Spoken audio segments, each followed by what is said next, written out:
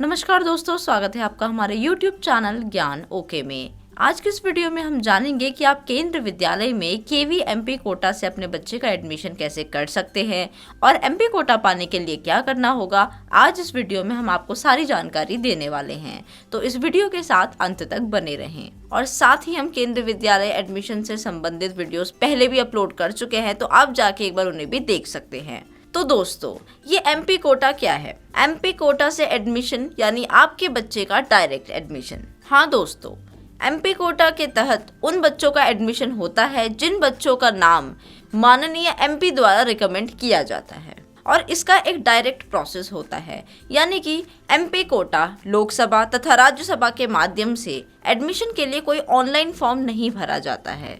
MPG की recommendation से ही आपके बच्चे का डायरेक्ट दाखिला केंद्र विद्यालय में हो जाता है। इसके लिए आपको एमपी महोदय के पास जाना होता है। पिछले कुछ वर्षों के आधार पर देखा जाए तो माननीय एमपी महोदय के पास केंद्र विद्यालय संगठन द्वारा कूपन दिसंबर व जनवरी तक भेज दिए जाते हैं तथा माननीय महोदय बच्चों का नाम रिकमेंड करके फरवरी तथा मार्च तक केंद्र विद्यालय संगठन को भेज देते हैं।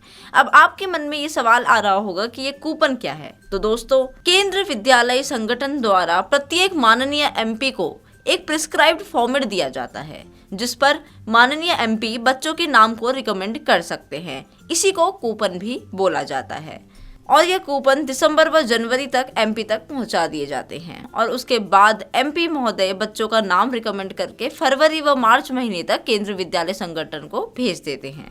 यह कूपन माता पिता को नहीं दिया जाता, यानी कि माता पिता एमपी महोदय के पास जाके सिफारिश कर सकते हैं, बातचीत कर सकते हैं, पर यह कूपन डायरेक्ट माता पिता को नहीं दिया जाता। इसके अलावा माननीय एमपीजी से एडमिशन के लिए रिकमेंडेशन के लिए आप A4 साइज पेपर पे हाथ से लिखकर या फिर टाइप करके एक एप्लीकेशन देके रिक्वेस्ट कर सकते हैं। यानी कि अगर आप अपने बच्चे का दाखिला केंद्र विद्यालय में एमपी कोटा के तहत करना चाहते हैं तो आपको एक एप्लीकेशन एमपी को लिखनी होगी, जहां पे आप एप्लीकेशन के साथ कुछ जानकारियां भी भेज सकते हैं, जैसे कि आपका पूरा पता, मोबाइल नंबर, ईमेल आईडी, विद्यार्थी का नाम, पिता का नाम, जन्म तिथि, कक्षा जिसमें एडमिशन लेना है और केंद्र विद्यालय का नाम। इसी के साथ आपको एक और महत्वपूर्ण बात जाननी होगी कि एक एमपी अपने संसदीय क्षेत्र में आने वाले केंद्र विद्यालयों में 10 एडमिशन रिकमेंड कर सकते हैं। यहाँ पे एक शर्त भी है कि वो जिन 10 बच्चों का एप्लीकेशन फॉर्म रिकमेंड करेंगे उन बच्चों के माता पिता उसी एमपी के संसदीय क्षेत्र के निवासी होने चाहिए, या तो उसी एमपी के संसदीय क्षेत्र में नौकरी की वजह से पोस्टेड होने चाहिए, या फिर कहीं और से उसी एमपी के संसदीय क्षेत्र में माइग्रेटेड होकर आए होने चाहिए। इन 3 शर्तों के अंदर अगर आप आते हैं तभी आप अपने बच्चे का दाखिला केंद्र विद्यालय में एमपी कोटा के तहत करवा सकते हैं।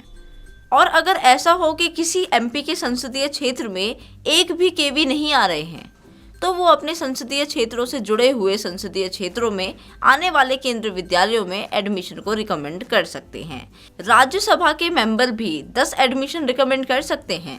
राज्यसभा मेंबर के लिए उनका कॉन्स्टिट्यूएंसी वो राज्य होगा जहां से वो चुने गए हैं। नॉमिनेटेड मेंबर ऑफ राज्यसभा और लोकसभा देश के किसी भी एक या एक से ज्यादा केवी में 10 एडमिशन रिकमेंड कर सकते हैं, और साथ ही ये एडमिशन क्लास की स्ट्रेंथ के ऊपर लिए जाते हैं। यानी कि मान लीजिए अगर इस साल एडमिशन के लिए 40 सीट खाली हैं, तो एमपी के द्वारा जो ये 10 रिकमेंडेशन की जाती है ये क्लास की स्ट्रेंथ के ऊपर की जाती है। यानी अगर एमपी 10 लोगों का रिकमेंडेशन करती है तो उनको मिला के कक्षा की स्ट्रेंथ 50 हो जाती है। और साथ ही बहुत से अभिभावकों के मन में एक सवाल आता है कि ये एमपी कोटा से एडमिशन किन किन कक्षाओं के लिए होता है। तो मैं आपको बता दूं कि एमपी कोटा से एडमिशन सिर्फ कक्षा 1 से कक्षा 9 तक की कक्षाओं के लिए होता है, और ये एडमिशन सत्र के शुरू होते ही स्टार्ट हो जाते हैं तथा जो भी निर्धारित एडमिशन की डेट होती है उसके बाद फिर एडमिशन नहीं लिया जाता है। यानी कि ज़रूरी है कि आप अपने क्षेत्र के एमपी से कनेक्टेड रहें,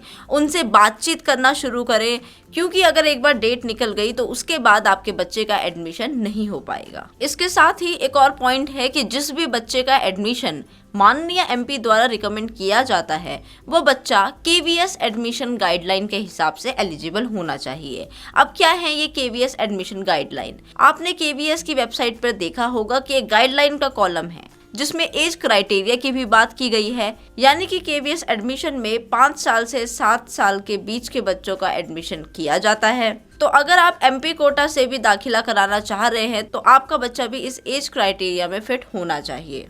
और साथ ही एमपी द्वारा जो एडमिशन रिकमेंड किए जाते हैं वो केवीएस हेडक्वार्टर द्वारा एमपी को दिए गए प्रिस्क्राइब्ड फॉर्मेट पे ही होने चाहिए, वही वैलिड होता है। यानी कि किसी अन्य फॉर्मेट या किसी भी अन्य तरीके से दिया गया रिकमेंडेशन केवीएस हेडक्वार्टर द्वारा मान्य नहीं होता है। जैसे कि मैंने आपको पहले भी बताया था कि एमपी को एक कूपन दिया जाता है जो कि एक प्रिस्क्राइब्ड फॉर्मेट में होता है। आप ये मान लीजिए कि ये एक तरीके का फॉर्म है, किसी अन्य फॉर्मेट या किसी भी अन्य तरीके से दिया गया रिकमेंडेशन केवीएस हेडक्वार्टर द्वारा मान्य नहीं होगा।